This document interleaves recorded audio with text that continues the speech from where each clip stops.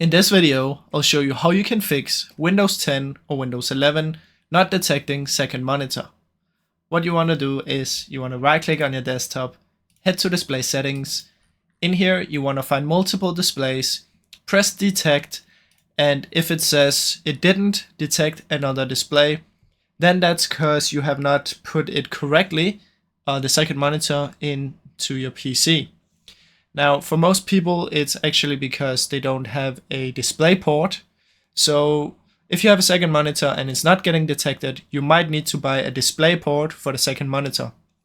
Now, the display port is basically a port that can you put into the monitor and also into your PC, and it will have an HDMI on the one end and for the screen on the other end. So you have to buy a display port. You can just Google it and then it might be able to be detected.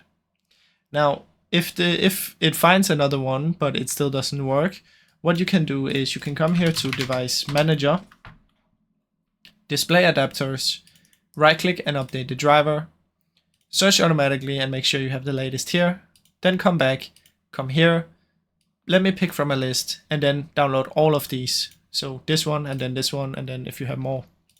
Now if that still doesn't work, what I suggest you do is you Google your GPU name.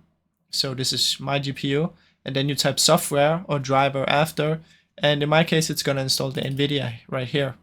So you wanna run this one and go to drivers, click here and take the latest driver updates. Once you've done all of this, try and restart your PC, and also make sure that you plugged it into the correct port on the back of your PC. Now I really hope this video helped you. If it did, please leave a like and subscribe, as it helps me out a ton. Thank you so much for watching.